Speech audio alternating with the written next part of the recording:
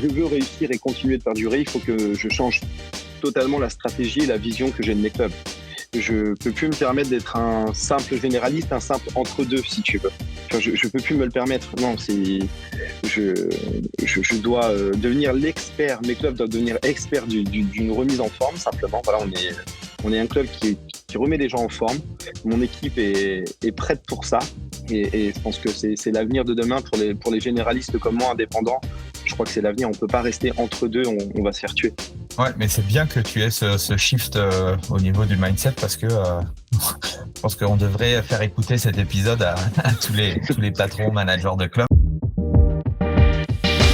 Je suis Andy Poiron, entrepreneur et amoureux de sport. Je suis le propriétaire de Away, un centre de coaching hybride à 360 sur Dijon, et également consultant où j'aide les coachs sportifs et les propriétaires de studios, de box CrossFit et de clubs de fitness à développer leur entreprise. Le fitness est une passion et c'est aussi un business. Dans ce podcast, le business du fitness, je vais à la rencontre de personnes ordinaires qui vous partagent leur expérience extraordinaire. Au programme, on parle de leur parcours, de comment elles en sont arrivées là, et également de leurs difficultés, de leurs succès et de tous les éléments qui peuvent vous donner des idées pour votre propre entreprise.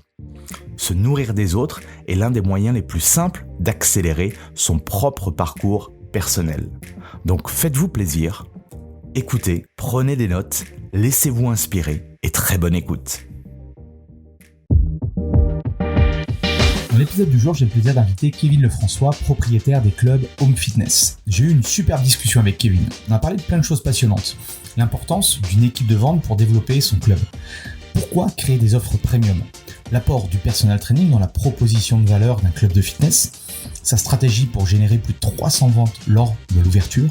Et encore beaucoup d'autres choses. Bref, je ne vous en dis pas plus et je laisse place à ma conversation avec Kevin Lefrançois. Bonjour à tous, bienvenue sur le business du fitness et aujourd'hui j'ai la chance d'être avec Kevin Lefrançois. Salut Kevin. Salut Andy.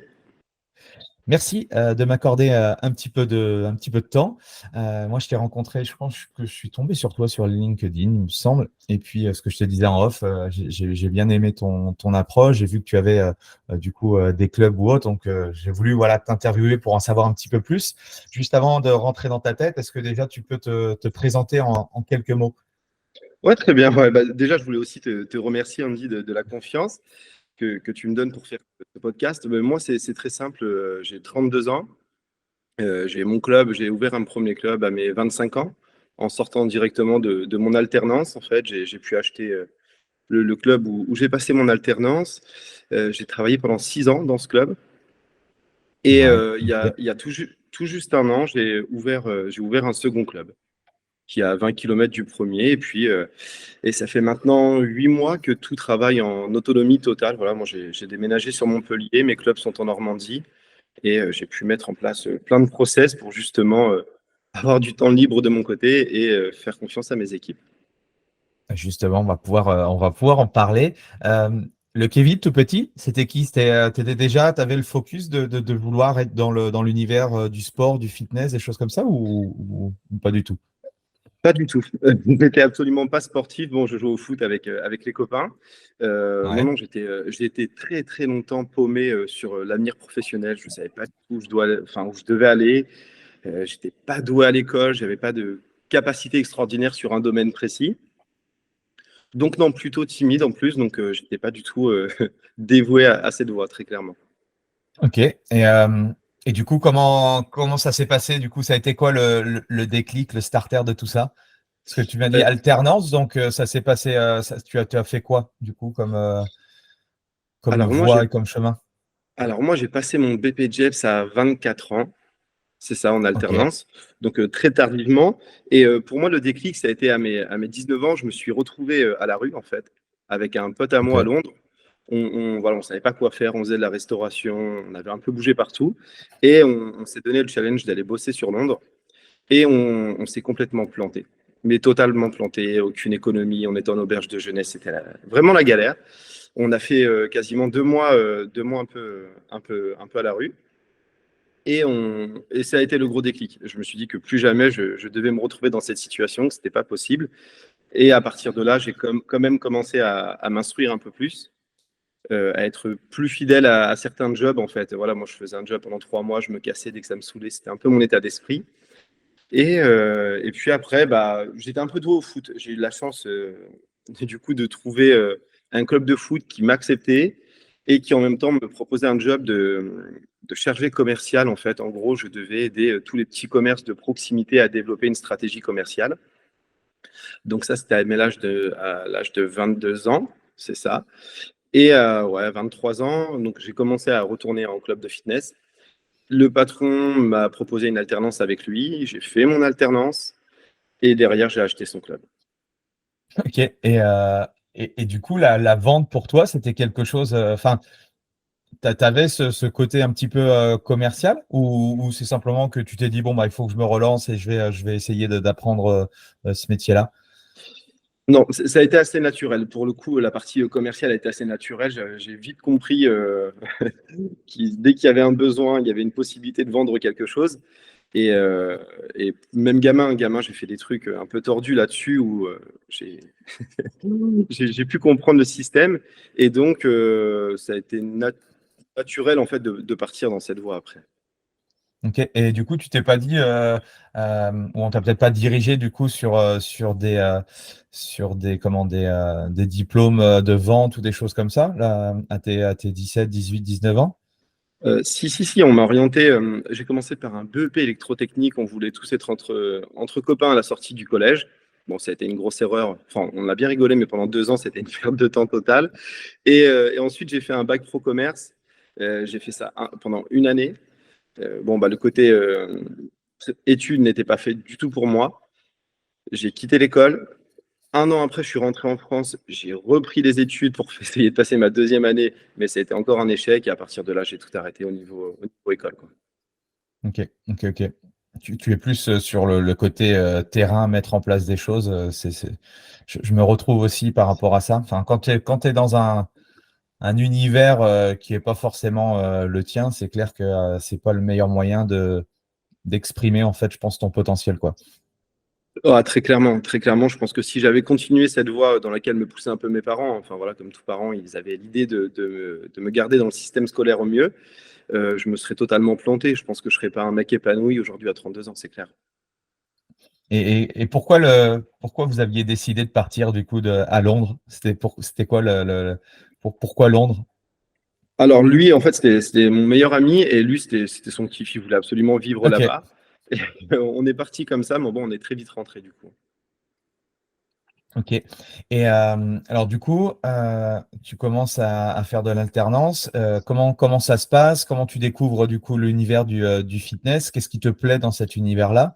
Et comment du coup tu en viens à 24-25 ans à acheter le club? Alors, bah, encore une fois, j'ai dû reprendre l'école. Ça a été un échec sur le côté, sur le côté école. Enfin, voilà, je zappais pas mal de mentions de jeudi, vendredi, c'était l'école. Je zappais pas mal les cours. Mais par contre, je me suis passionné pour les cours collectifs. Ok. Ça a démarré comme ça. J'ai eu une grosse passion pour les cours collectifs. Ça m'a donné un cadre. Tu sais, j'étais avec des personnes plus âgées, d'une quarantaine d'années très souvent. Ils me conseillaient et je me sentais entouré, encadré. Et ça m'a fortement structuré. Et après, de fil en aiguille, bon, bah, tu sais, tu fais pas mal de rencontres, de discussions, et on m'a ouvert de plus en plus l'esprit. Et à partir de là, les idées sont devenues plus claires pour moi. Et comment expliques-tu, toi, ce changement, ce shift au niveau du mindset? Ça a été quoi les déclics pour toi? De voir la vie de ceux qui réussissaient. J'avais quelques Ok. personnes dans mon club où voilà, je sentais des personnes, des gens vraiment épanouis. Enfin, ils avaient leurs soucis de vie quotidienne, mais je sentais qu'il y avait quand même 70% du travail où il n'y avait pas de soucis pour eux. Et je me suis très vite identifié à vouloir ce mode de vie. Donc j'ai discuté avec eux, j'ai pu me lier d'amitié avec certains. Et bon, j'ai eu beaucoup de chance, j'ai été énormément guidé. Très honnêtement, on m'a beaucoup guidé, beaucoup aidé. Donc j'ai eu cette chance.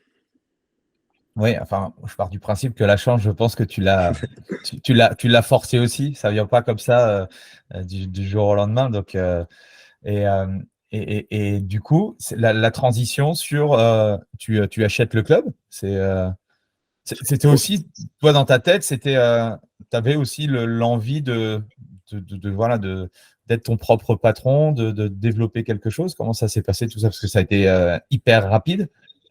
Alors, ça a été rapide, en fait, ça s'est fait parce que je sors d'alternance, je bosse plutôt bien, j'ai des bons résultats sur mes cours, sur du club, enfin, je mets pas mal de choses en place.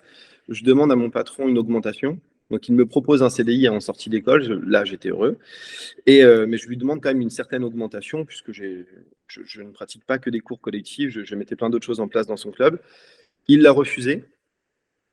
Et c'est à partir de là où je me suis dit, bon, bah, s'il refuse de m'augmenter, moi, je vais créer ma propre structure. Et en fait, il m'a aidé. Si tu veux, au départ, il m'aidait vraiment à monter mon business. Et au bout de 3-4 semaines, on s'est rendu compte que finalement, j'étais mieux à acheter le sien que je maîtrisais, que je connaissais. Et voilà, tu vois, moi, j'avais pas du tout de thunes. Il m'a fait un pré-vendeur sur les 2 premières années. Il m'a accompagné. Enfin, comme je t'ai dit, j'ai vraiment été encadré pour pouvoir me lancer, quoi. Ok, ok.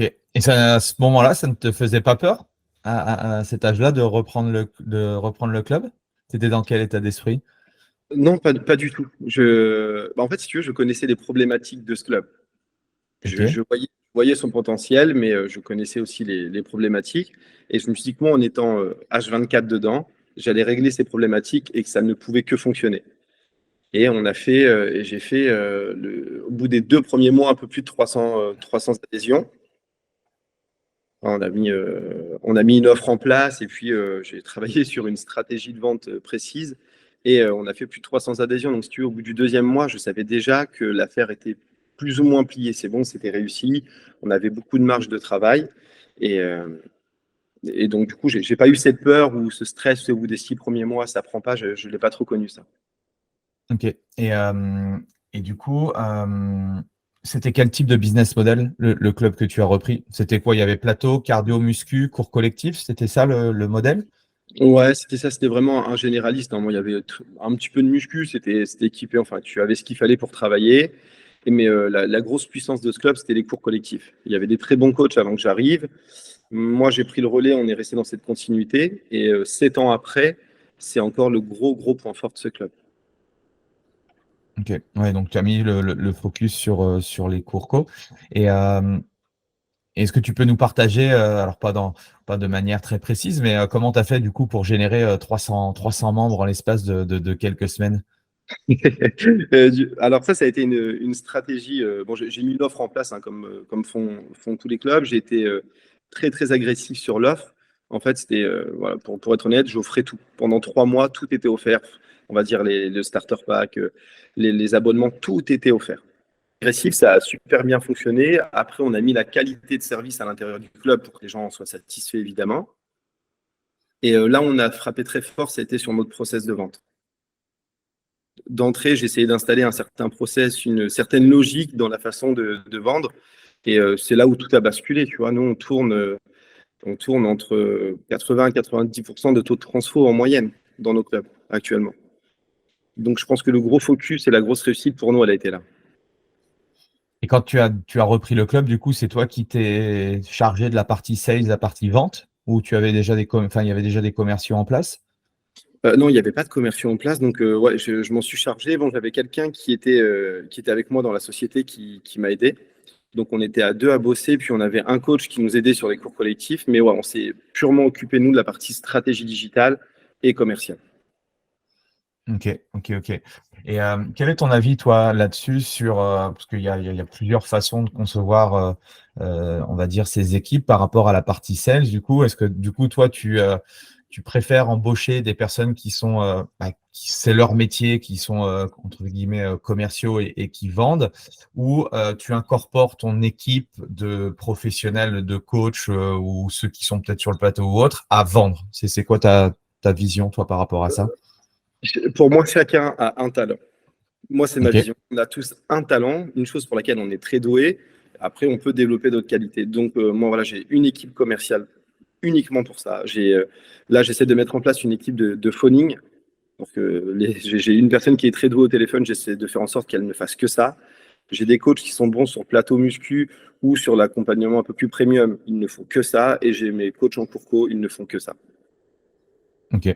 Et qu'est-ce que tu pourrais dire du coup aux patrons, aux managers qui ont un club et aujourd'hui qui n'ont pas de puissance commerciale? Qu'est-ce que tu pourrais leur dire? Il faut changer ça tout de suite. Très honnêtement, il faut absolument se diriger vers une puissance commerciale, une puissance de vente. Aujourd'hui, les gens veulent juste faire du sport. Dans un club généraliste, hein, les gens veulent juste pratiquer une activité, se sentir bien. Donc, que le coach soit super doué ou juste bon, il n'y aura pas un réel impact pour le club. Par contre, si ton commercial il n'est pas bon, là, l'impact il est énorme. C'est-à-dire que tu ne vends pas, tu ne rentres pas de fric pour être plus direct, et bah, ton business n'est pas bon, ça ne fonctionne pas. Quels sont les process selon toi? Du coup, aujourd'hui, j'ai une structure, j'ai pas de commerciaux. Quelles seraient selon toi les étapes clés pour mettre en place ce genre de choses dans le club? Moi, de la façon dont on a fonctionné, ce que je ferai dorénavant, c'est je prends une formation. Très honnêtement, j'achète une formation, je me forme, je deviens un tueur en vente. Je prends un alternant que je forme, je le rends très très bon, enfin du mieux possible. On fait 1 an comme ça où on bosse à 2. L'année d'après, je reprends un deuxième alternant, je le reforme. C'est-à-dire qu'après, tu as 2 mecs opérationnels et en moyenne, ça suffit largement. 2 mecs, s'ils sont très bons en vente, tu es tranquille. Ok. Et aujourd'hui, au niveau de tes systèmes et tes process commerciaux, c'est quoi? C'est à chaque fois un rendez-vous en physique sur place ou tu fais, je sais pas, des rendez-vous en visio, tu fais des rendez-vous par téléphone? Comment ça se passe ou quelle est ta vision par rapport à ça? C'est uniquement du physique. Et si nous, en fait, chaque rendez-vous prend entre 20 à 30 minutes. Alors, ça peut paraître long, mais c'est ce qui fait que je pense qu'aujourd'hui, on a un très bon taux de transfo. Donc, je suis pas du tout sur le travail de masse. Honnêtement, je le conseille pas. Éviter le travail de masse. On est vraiment sur la qualité. Donc, tout est en physique, tout est sur rendez-vous. C'est-à-dire que si tu te pointes dans mon club, tu veux des renseignements en instant T, c'est pas possible. Je te les donne pas. Mhm. Tu m'appelles, tu veux les tarifs, je te les donne pas. Tu passes par mon site internet, tu peux juste et uniquement prendre rendez-vous pour des renseignements. Enfin, nous, ce qu'on appelle bilan forme. Mais tout se fait en physique et sur rendez-vous. Ok. Ça me rappelle des process que je faisais à l'époque quand j'étais dans les clubs. Donc, et au niveau du coup du funnel, c'est quoi? Donc j'ai un rendez-vous avec l'un de tes commerciaux et à partir de là, après il se passe quoi si je valide ou si je valide pas? Alors, si tu valides, bon, bah, c'est beaucoup plus simple pour nous. Mhm. L'idée, après, nous, c'est directement de t'orienter. On fonctionne très simple, on est à 39,80 par mois. C'est l'abonnement qu'ils ont le plus, fidélité classique. Mais l'idée, nous, c'est d'orienter vers un abonnement qu'on a à 200 balles par mois. Donc, en fait, pendant ton premier mois d'inscription, il est quoi qu'il arrive offert. On ne te le fait pas payer, mais on essaie de t'orienter au maximum vers du travail individualisé avec un coach. Donc Mhm. pendant 30 jours, on te matraque de SMS, d'appels, où on te demande comment tu vas, comment tu te sens, est-ce que tu as des premiers résultats. Au bout de 15 jours, on a un premier bilan forme avec une balance in-body. Et sur les 30 premiers jours, on essaie de créer de l'habitude chez le client et de partir sur un abonnement plus conséquent derrière. Excellent. Et si je valide pas, ou si pour l'instant j'ai envie de réfléchir ou autre, est-ce que tu as une accroche ou une sorte de joker pour essayer du coup de me faire, enfin, je suppose que tu me fais tester ou quelque chose comme ça, non? Ouais, alors on a mis en place le satisfait ou remboursé. Et ça a bien marché. Il y a une époque où ça a bien marché. C'est-à-dire que on te propose pendant les 30 premiers jours justement de t'engager, mais tu te désengages et on te rembourse l'intégralité de ce que tu as déjà payé. Donc en fait, la zone risque pour le prospect, elle est de 0. Et on est en train de le modifier justement parce qu'il y a eu quelques abus.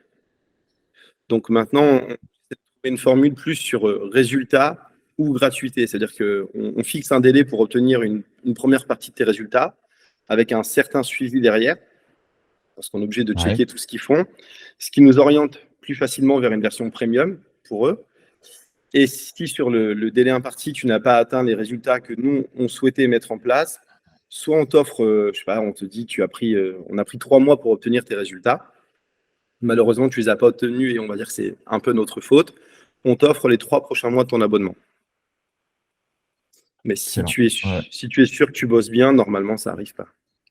C'est toujours pareil. Ouais, je suis très axé là-dessus et forcément très axé aussi sur ce que tu me dis par rapport à l'univers du coaching, du personal training. J'en ai pas mal discuté là depuis un début d'année quand j'ai eu l'occasion de faire les challenge tours avec Fitness Challenge. Moi, je crois honnêtement, parce que forcément tous les clubs de fitness, les Globo Gym ou autres, recherchent des sources de revenus supplémentaires. Et c'est clair que pour moi, le levier, tout ce qui englobe le coaching, parce qu'il n'y a pas que le personal training en one-to-one, il y a plein d'autres possibilités. C'est dommage que je ne sais pas s'ils le voient pas ou ils ont enfin, je sais pas, des difficultés à vouloir mettre en place les choses, mais je crois qu'il y a une manne d'argent énorme au niveau du personal training. Comment toi tu l'as perçu? Ça a été une évidence pour toi ou ça s'est fait comment? Non, Le fait de tout de suite pricer et de mettre premium. non, on a mis énormément de temps, mais moi je le fais depuis seulement 3 mois, cette version premium. J'ai eu beaucoup de mal déjà sur le plan tarifaire, me dire que je faisais payer un abonnement à 200 balles, ça a été très compliqué. Et j'ai eu l'intervention de Julie Borde.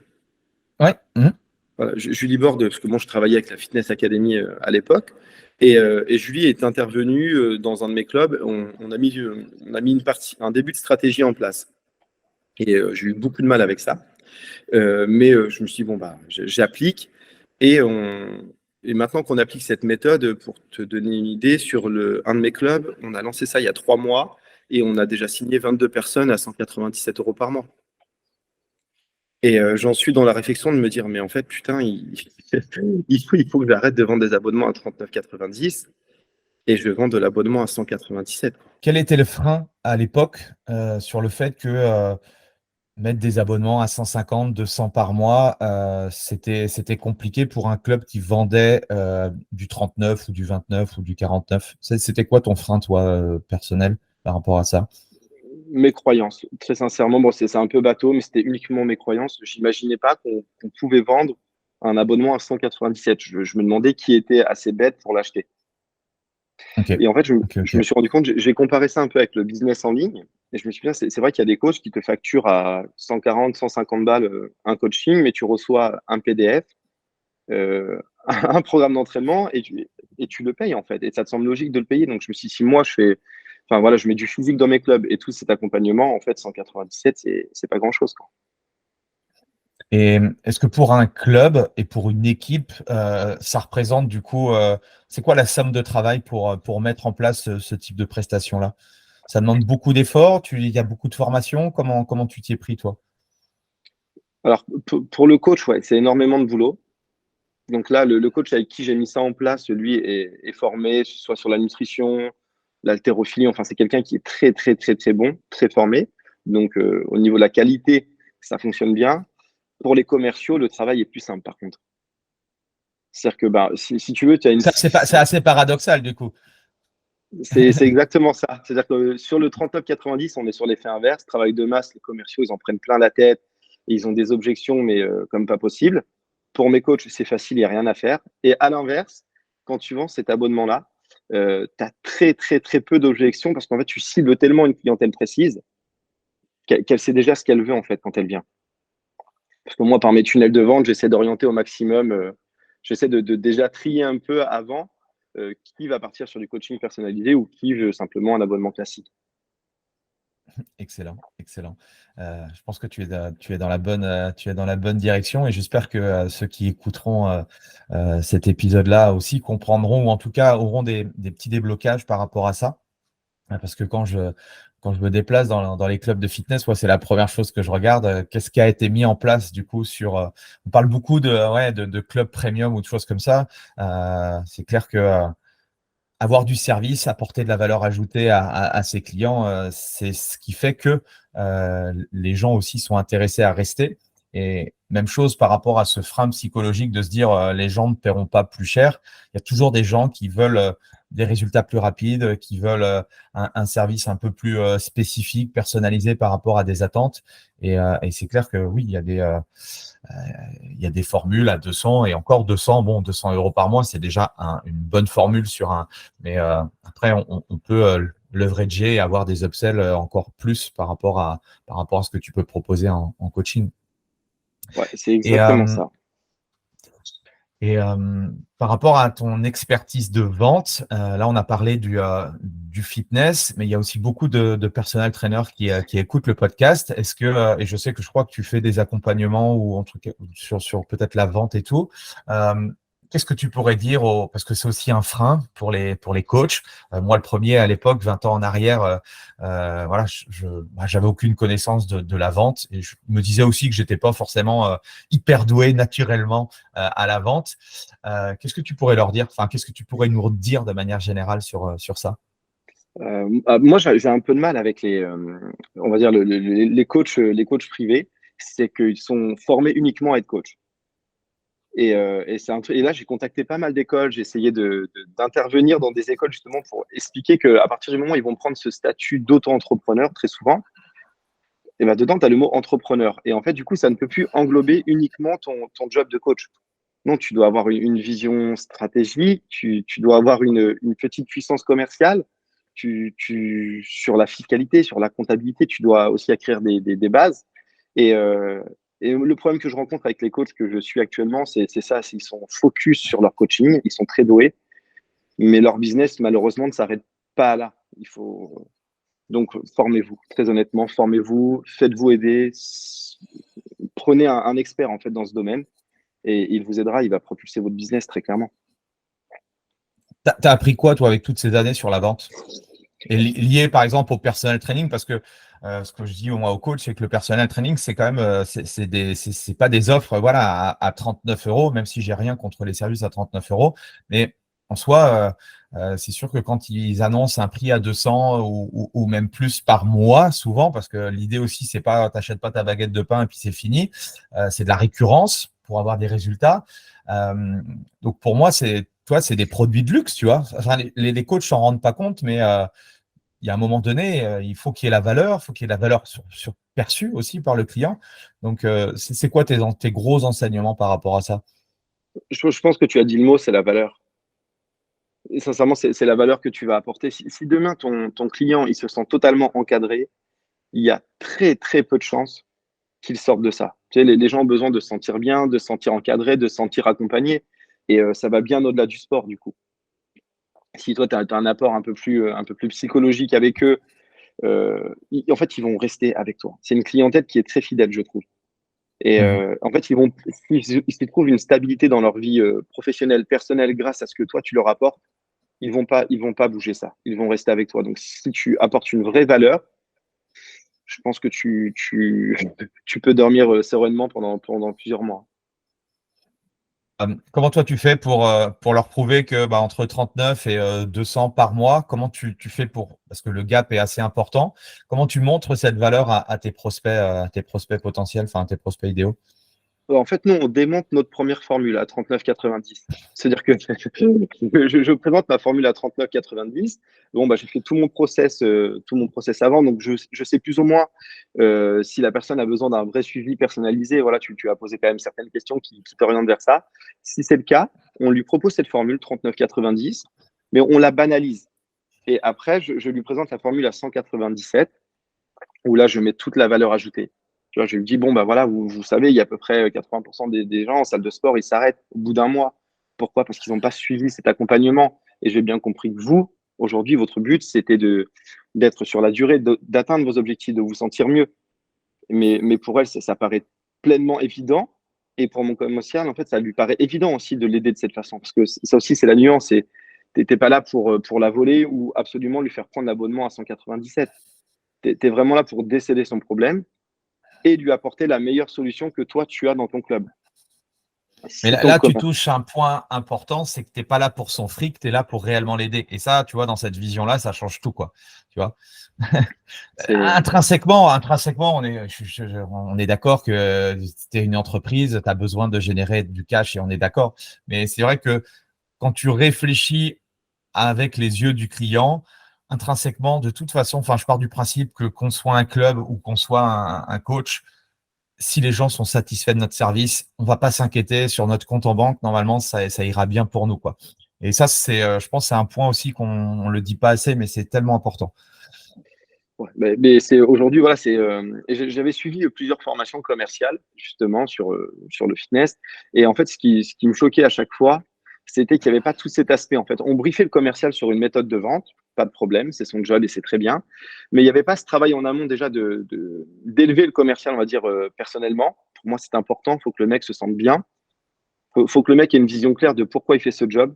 Mais il n'est pas juste là à vendre des abonnements. Enfin, moi, c'est ce que je leur explique. Vous allez sûrement changer la vie des gens. On avait une nana, je me rappelle, elle devait perdre 30 kilos pour se marier. C'était son objectif, sinon elle ne se mariait pas. Et j'expliquais à mon commercial que s'il ne l'avait pas signé, s'il ne lui avait pas inspiré confiance, s'il n'avait pas su l'écouter, peut-être que cette femme ne se serait jamais mariée parce qu'elle n'aurait pas atteint son objectif. Et en fait, à partir de là, mais tu vois l'impact que tu as dans les gens. Tu ne vends pas qu'un abonnement de sport, tu vends probablement une vie différente selon le cas de chacun. Et c'est là où tu rentres, entre guillemets, un petit peu dans mon univers, dans l'univers du coaching où une personne, tu lui fais perdre 30 kilos pour qu'elle se marie, mais tu vois, le prix, alors oui, forcément, mais le prix est secondaire. Quand tu sais quand tu sais le prix total d'un mariage, tu vois, 200 € par mois sur X mois, tu vois, c'est là où, comme tu dis, si on arrive à impacter la vie des gens, oui, le prix n'est plus un frein, en fait. C'est ça. Un de mes coachs qui m'a appelé hier, et en fait, bon, voilà, nous, c'est 2 séances de coaching privé de 30 minutes par semaine, plan alimentaire, il y a des bilans in-body, etc. dans notre formule, puis on a 2-3 petits trucs en plus. Et en fait, il a tellement apporté de valeur qu'hier, il y a un mec qui est venu et qui lui a demandé de doubler les séances par semaine. Et le mec est prêt, en fait, à prendre 2 fois la formule à 197 pour justement continuer son coaching et aller un peu plus loin. Et tu te dis, mais en fait, il n'y a pas de limite, sincèrement. Si tu bosses très bien et que tu cernes le problème de ton client, il n'y a aucune limite, je pense. Exactement. Par rapport à de toute façon, c'est toujours la même chose par rapport à un prix, que ce soit dans le fitness ou n'importe quoi. Tu vois, moi, je suis très axé service et quand je regarde ce qui se fait dans l'hôtellerie, la restauration et tout, voilà, tu peux manger pour 10 € un plat du jour et puis tu peux aller dans des chefs étoilés. L'expérience sera différente. Et, bon, là, en soi, le résultat sera sans doute le même, mais là, on est plus dans la notion d'expérience. Nous, et c'est là où je pense on peut avoir une différence, c'est que nous, comme tu l'as dit tout à l'heure, on peut changer la vie des gens, quoi. Et je pense qu'encore en France et sur le marché francophone, on n'a pas encore pris assez cette dimension-là. On a encore pris un peu le fitness pour des rigolos, parce que voilà, il y a encore tout un tas de choses, je pense, à faire de notre côté pour qu'on ait une meilleure image de notre profession.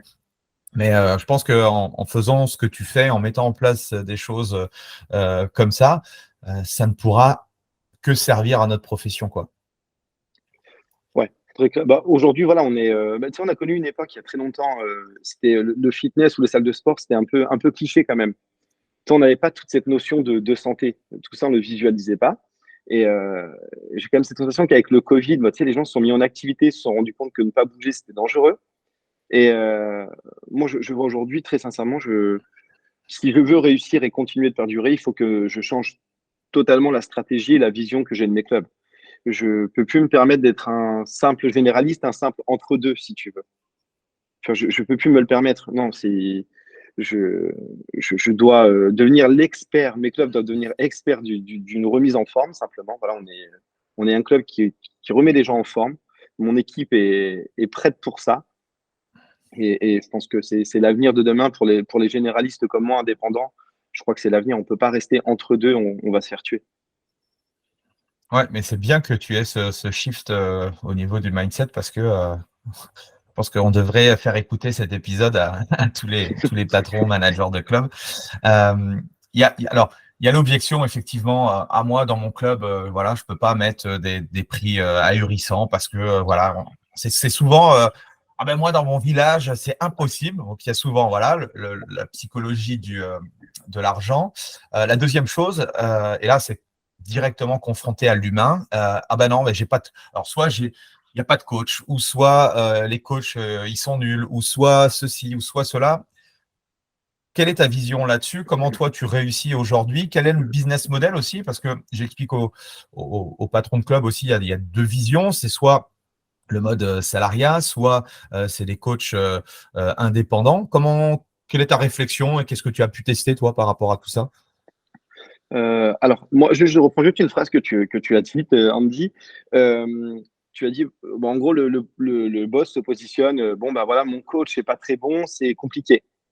Je pense que déjà, s'il a cette réflexion, il faut sûrement qu'il se dise lui-même qu'il n'est sûrement pas très bon en tant que boss pour avoir recruté un coach pas très bon. Tu vois? Je pense que déjà, c'est la clé. Déjà, c'est à partir du moment où tu vas recruter ton équipe, regarde qui tu recrutes, quelle énergie, quelle vision tu veux donner à ton club. Et déjà, tu vas t'éviter ce problème de mon coach n'est pas très bon.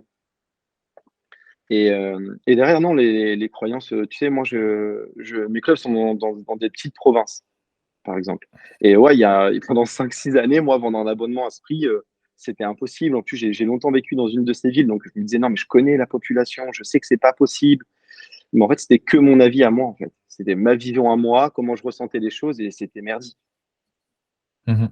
Aujourd'hui, non, il y a des gens qui ont un réel problème, qui sont prêts à payer. Il y a des gens qui ont simplement de l'argent et qui ont envie d'un service supplémentaire. Et peu importe où tu habites, peu importe la taille de ton village, les gens sont prêts à faire des choses que toi, tu ne peux pas imaginer parce que tu ne les vois pas simplement. Et aujourd'hui, du coup, ton coach, il a quelle structure, lui, juridique? Alors, ils sont salariés, tous salariés. Et ça fonctionne tellement bien là, dans un de mes clubs, ce système d'abonnement, que je suis en train de voir pour recruter une AE, pour justement, bah, en fait, je refuse des gens carrément.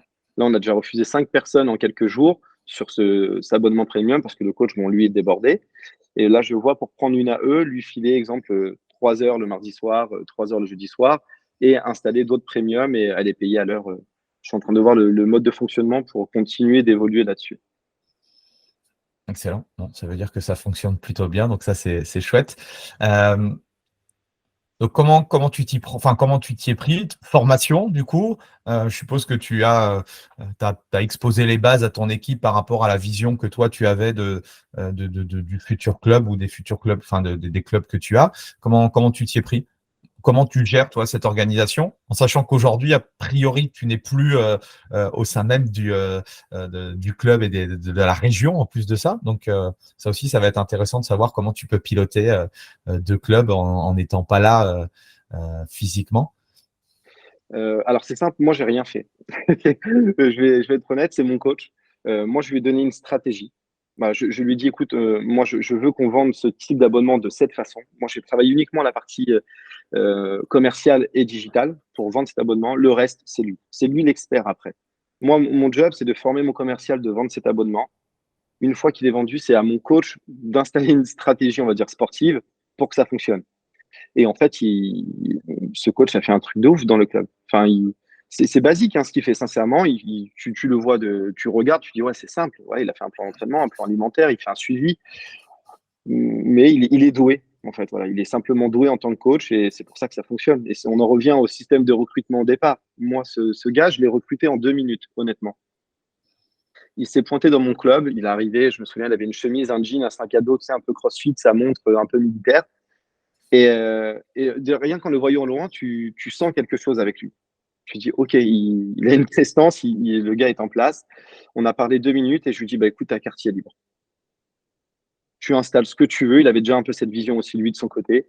Je dis, tu mets ce que tu veux en place, il faut que ça fonctionne. Et aujourd'hui, bon, bah, ça fonctionne. Est-ce que tu pourrais donner quelques petits tips à des personnels traîneurs aujourd'hui qui sont dans des clubs et qui ont des difficultés à capter les membres du club pour les upseller? Alors généralement, une grande majorité aujourd'hui, le business model, ce sont des indépendants qui peuvent utiliser, on va dire, les membres du club. Est-ce que tu as des petites choses à leur apporter de ce côté-là? Oui, oui, oui. Alors, ce serait pour moi aujourd'hui, il faut qu'ils utilisent cette base client qui est existante dans le club. Donc déjà, c'est un atout très fort. Il y a pas toute cette stratégie digitale à aller chercher. Je pense qu'ils devraient prendre un ou deux rôles modèles, honnêtement. Ils prennent un ou deux rôles modèles. Voilà, ils travaillent sur une petite stratégie quand même. Mais leur grosse puissance de frappe, ça va être sur la vente parce que évidemment que des gens vont s'y intéresser, évidemment que des gens dans le club vont voir ce qu'il fait. Mais si le gars il est toujours en incapacité de vendre ça, de y ajouter cette valeur, alors que la personne a déjà un abonnement dans le club, ça ne fonctionnera pas. Tu vois, on en revient au même. Je suis sûr, comme coach, il est très doué, le mec. Il est bon. Mais si demain, il est incapable de faire comprendre à la personne que son service est important et va l'aider, ça fonctionnera jamais pour lui. Mhm. Yes.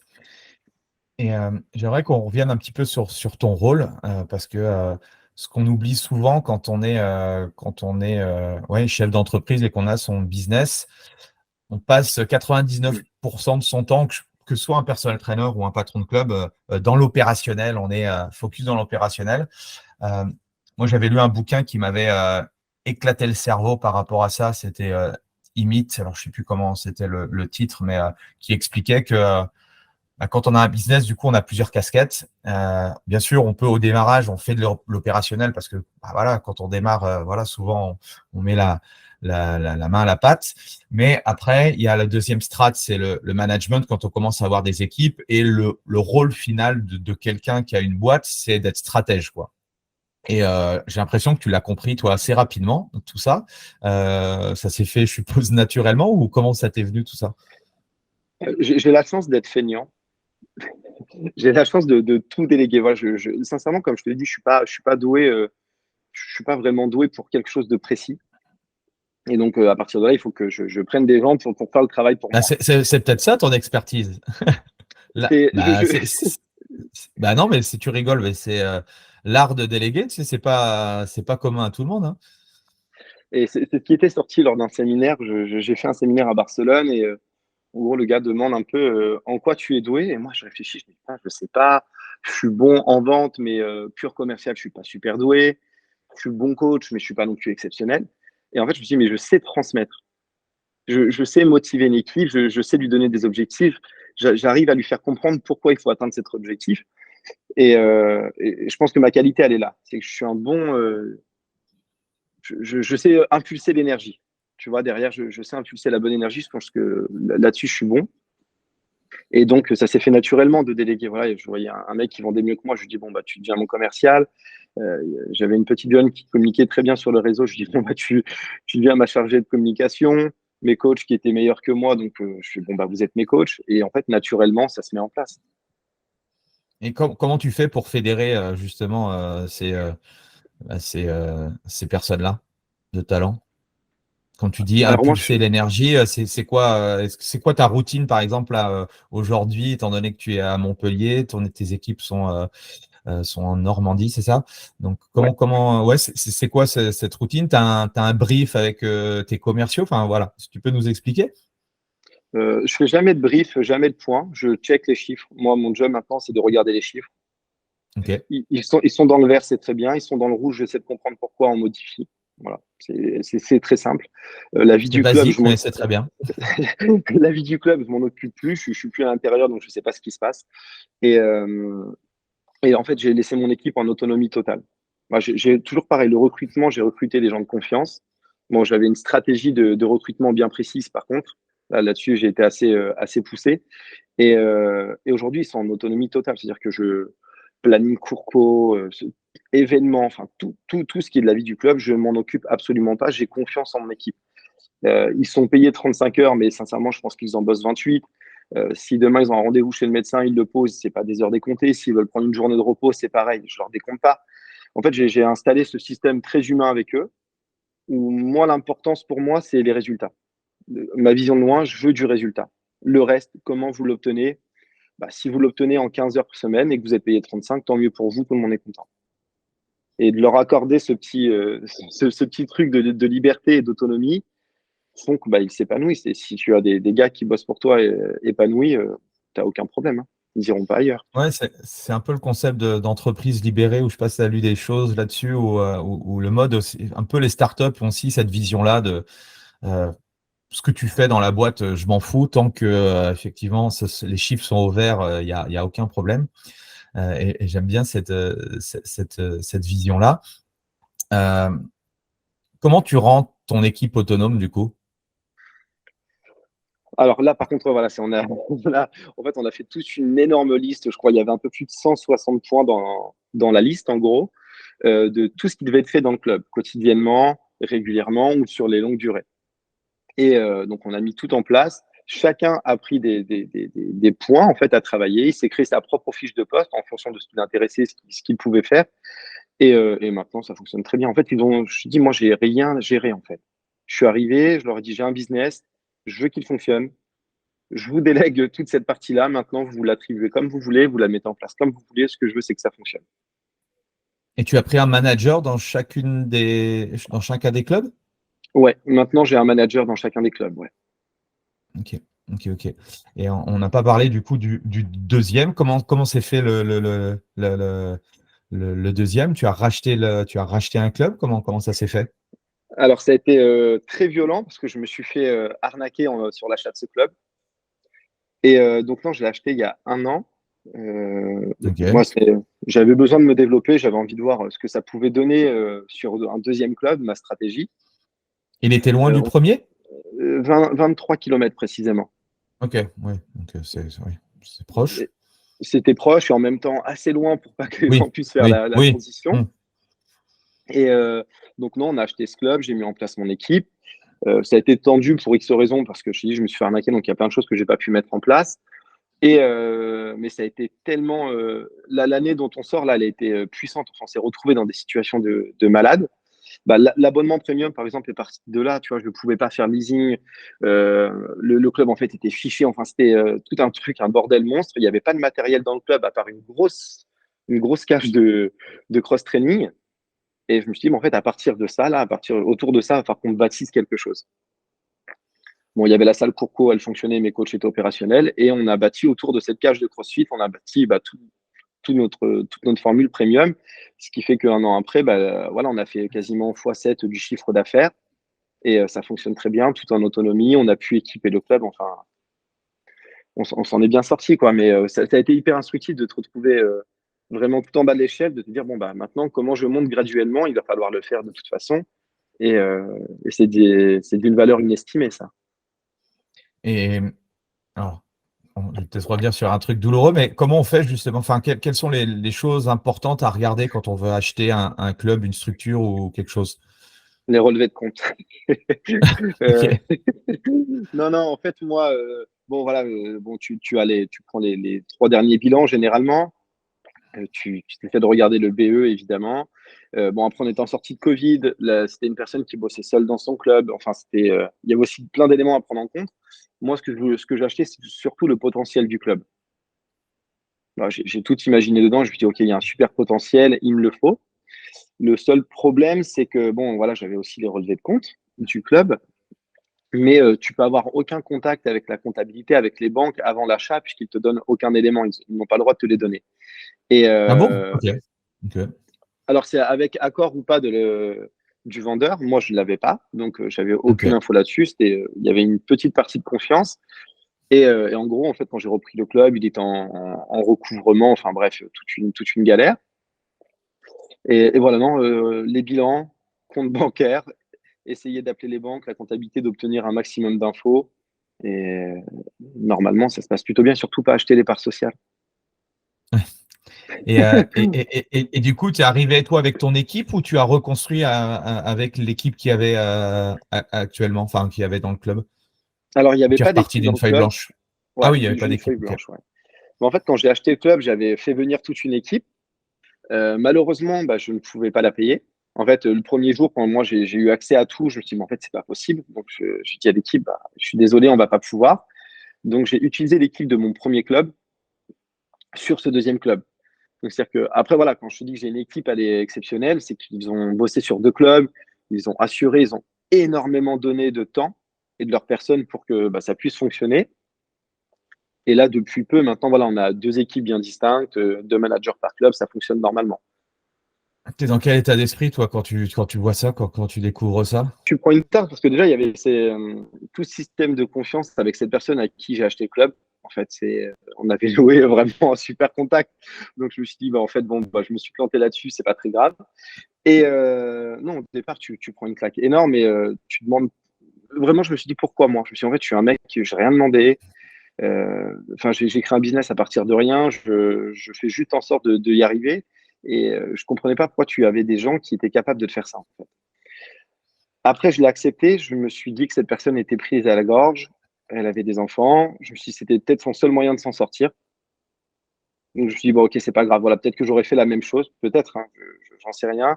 C'était peut-être son seul moyen de donner à manger à ses gosses à la fin. Donc, j'essaie de comprendre comme ça. Et à partir de là, tu relativises un peu plus et tu te dis, bon, bah, de toute façon, tu y es. Qu'est-ce que tu fais? C'était soit liquidation judiciaire, très honnêtement, et ou soit bah, on tente le coup. Enfin, de toute façon, perdu pour perdu, on tente et on a bien fait de le tenter.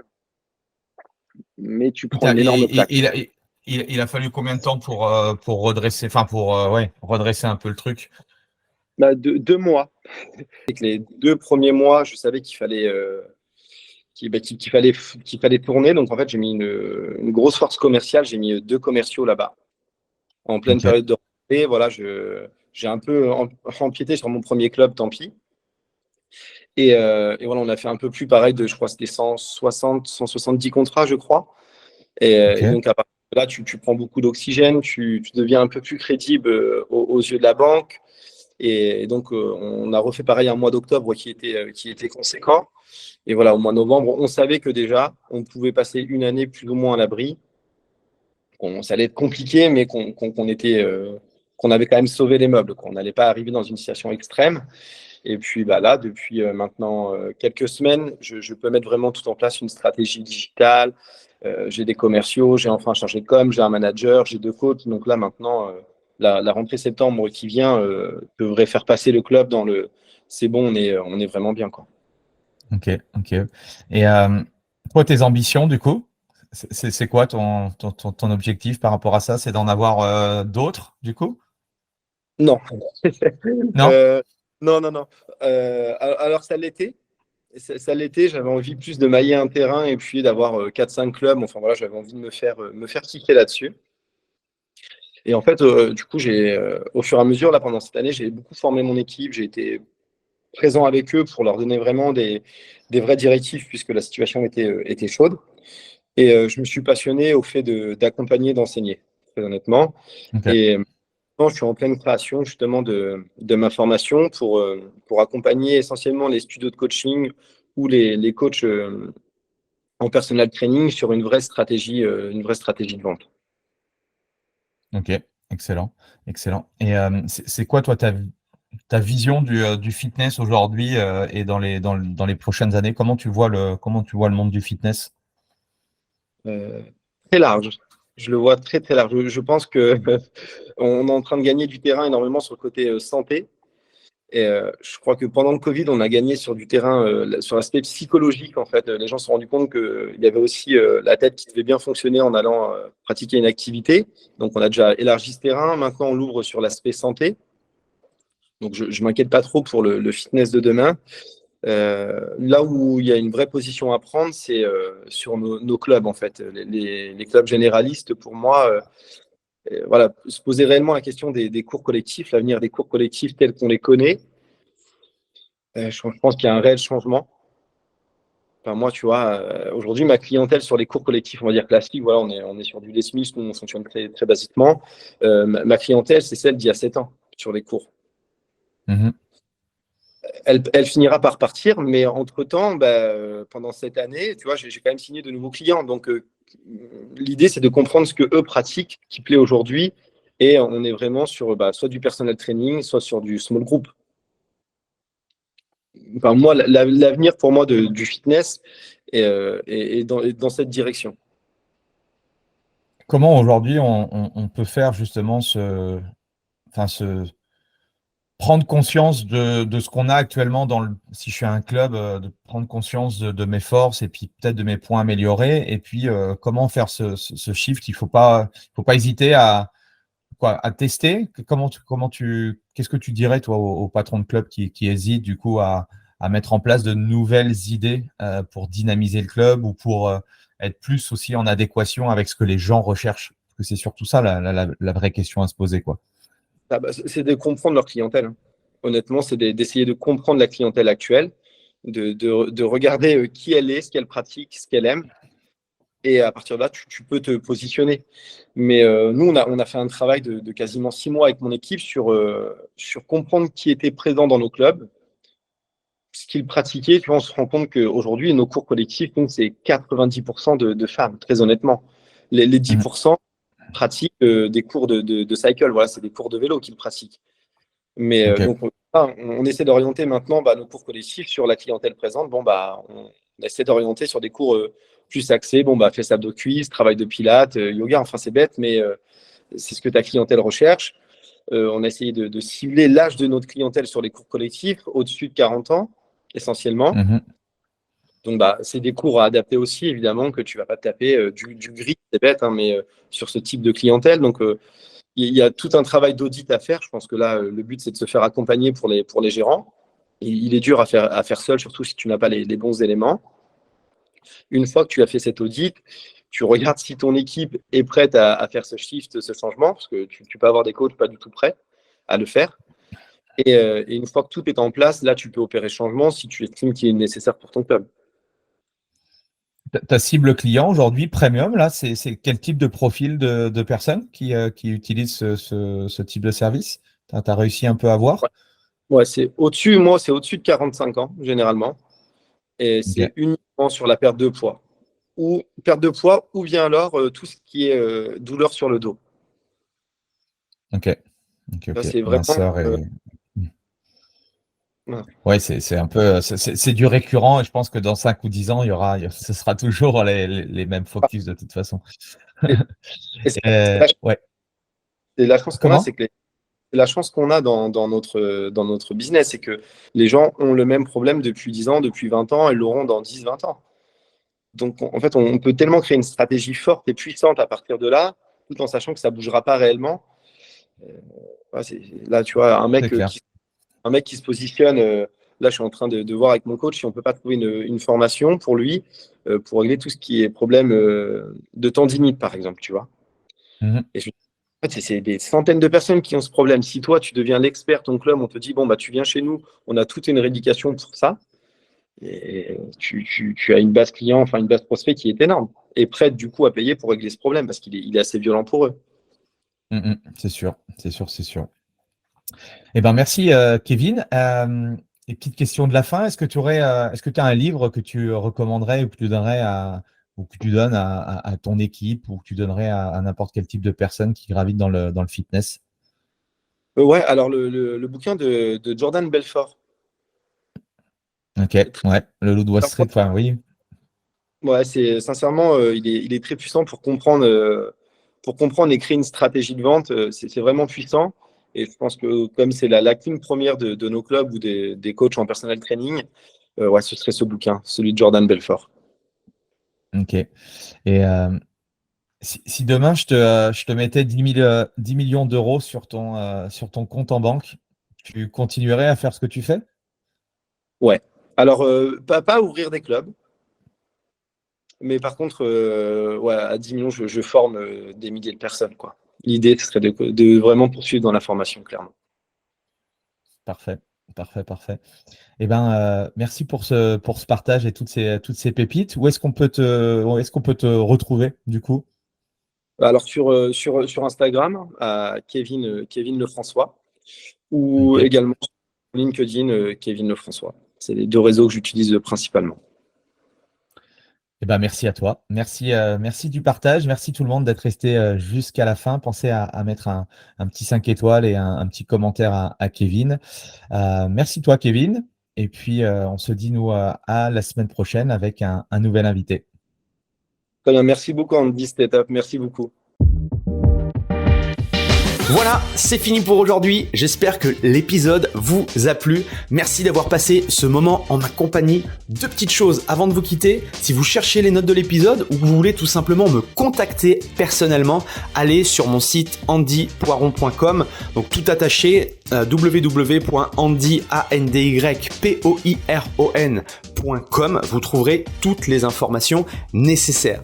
Et dernière chose, et c'est la plus importante pour moi, si vous voulez m'aider à promouvoir ce podcast, eh bien vous mettez un avis 5 étoiles sur Apple Podcast. Si vous regardez cet épisode sur YouTube, eh bien pensez à liker et à vous abonner à ma chaîne YouTube et pensez à en parler autour de vous, pensez à en parler à vos amis ou à vos collègues dans le fitness. Ça permettra véritablement à ce podcast d'avoir beaucoup plus de visibilité. Voilà, en tout cas, merci, à très vite pour le prochain épisode.